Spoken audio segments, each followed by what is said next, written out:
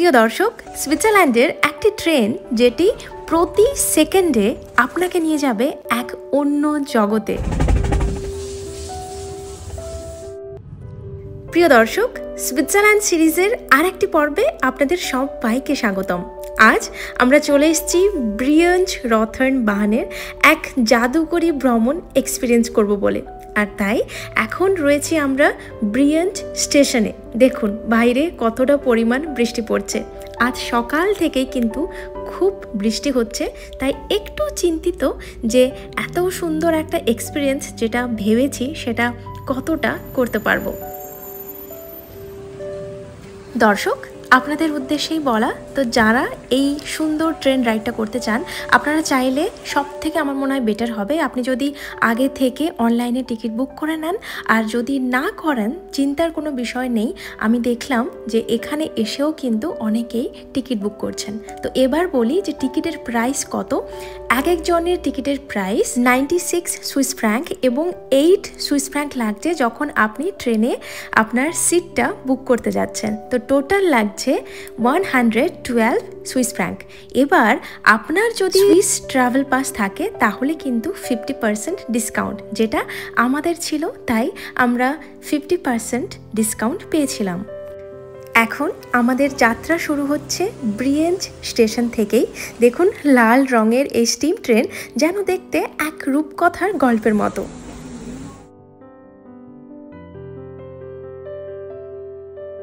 আমরা আগে থেকে ইনফরমেশন নিয়েছিলাম যে এই ট্রেনে যদি যাওয়ার সময় বাম সাইডে বসি আর ফেরার সময় ডান সাইডে বসি তাহলে ভিউ খুব সুন্দর পাওয়া যায়। আর আমাদের এই ট্রেন যাত্রা হতে চলেছে পুরো 1 ঘন্টার।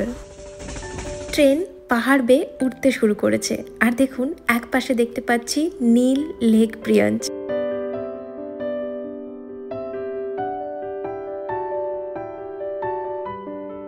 যখন আমরা টিকিট বুক করেছিলাম তখন সত্যি মনে হয়েছিল যে অনেকটাই কস্টলি, কিন্তু দর্শক এটা বলতে পারি যে এই যে এক্সপিরিয়েন্স করছি এটা সারা জীবন ভোলার মতো নয়, সত্যি অমূল্য।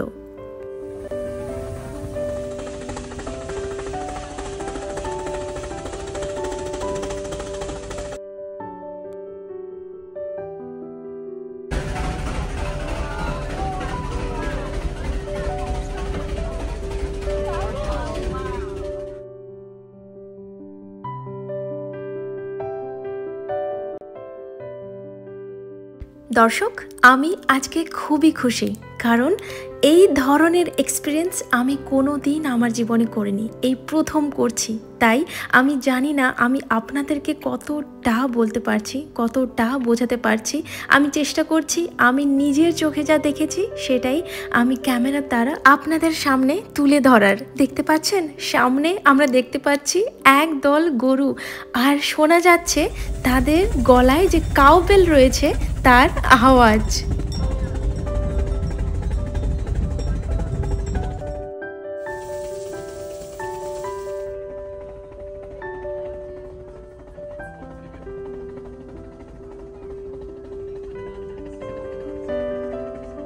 যতই আমরা ট্রেনে চড়ে ওপরে উঠছি ততই মনে হচ্ছে যে আমাদের ট্রেনের ভেতরেও মেঘগুলো ঢুকে যাচ্ছে। সত্যি এই অভিজ্ঞতা জীবনে শুধু একবার নয়, বারবার করা উচিত যদি পসিবল হয়।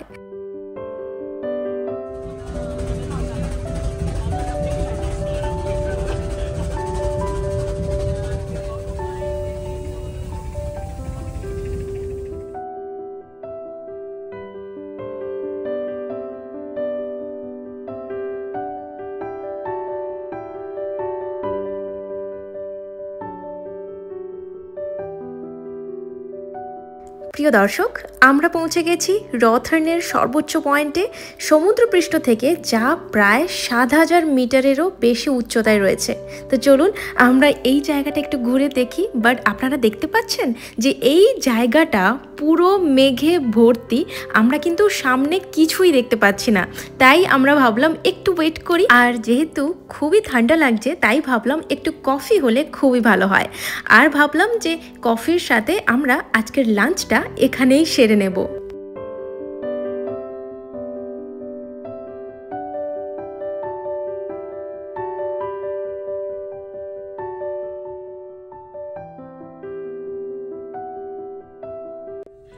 আমরা সুইজারল্যান্ডের এমন একটা অসাধারণ জায়গাতে চলে এসেছি। আমি জাস্ট আপনাদের ভিউটা দেখাচ্ছি।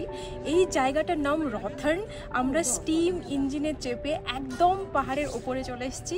তো আমি জাস্ট আপনাদের ভিউটা দেখাচ্ছি, দেখুন কেমন ভিউটা।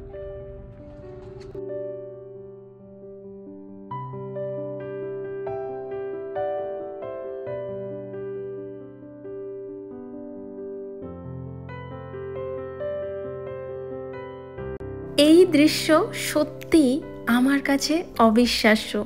আমি যদি সুইজারল্যান্ড এসে এই জায়গাটা নিজের চোখে না দেখতাম হয়তো আমার বিশ্বাসই হতো না।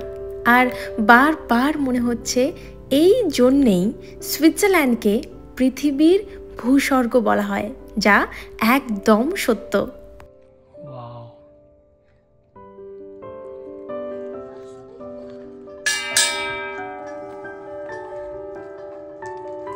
জায়গাটা এতটা সুন্দর, ছেড়ে তো যেতে ইচ্ছে করছে না, বাট আমাদের আরো অনেক সুন্দর সুন্দর জায়গা এক্সপ্লোর করতে হবে।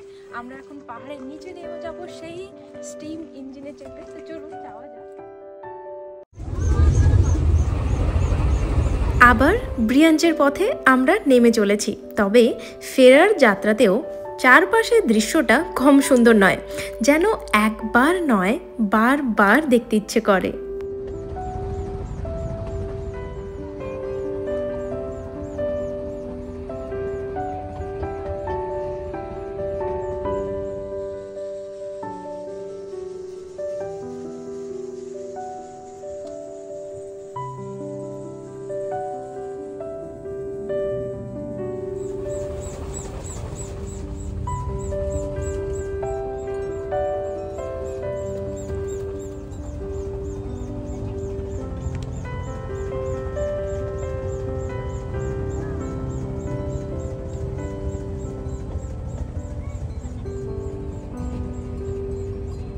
দর্শক, ফেরার পথে আমি ভাবছিলাম যে আপনারা কি কখনো এমন স্টিম ট্রেনে চড়েছেন? যদি হ্যাঁ হয় তাহলে কমেন্টে জানাতে ভুলবেন না। আর যদি না হয় তাহলে সুইজারল্যান্ড আসলে ব্রিয়াঞ্জ রথার্ন বাহনে অবশ্যই একবার চেষ্টা করে দেখবেন। আমি বলতে পারি আপনাদের খুবই ভালো লাগবে।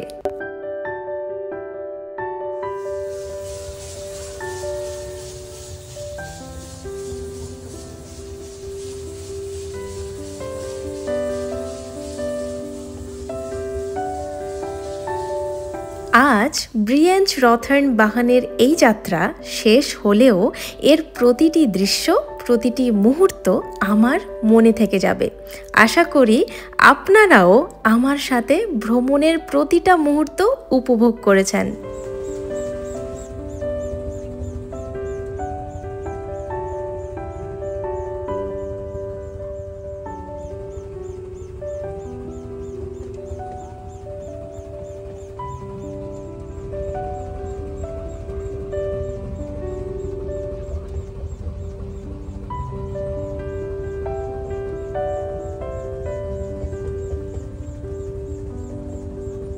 এই সুন্দর ভ্রমণের স্মৃতি নিয়েই আমরা ফিরছি ব্রিয়াঞ্জে। আশা করি ভিডিওটি আপনাদের ভালো লেগেছে। ভালো লাগলে অবশ্যই একটা লাইক, শেয়ার আর সাবস্ক্রাইব করতে ভুলবেন না। দেখা হচ্ছে সুইজারল্যান্ড ট্রাভেল ব্লগের অন্য একটা পর্বে। ততদিনে আপনারা সবাই খুব ভালো থাকুন, সুস্থ থাকুন আর নিজেদের মতো করে ভ্রমণ করুন।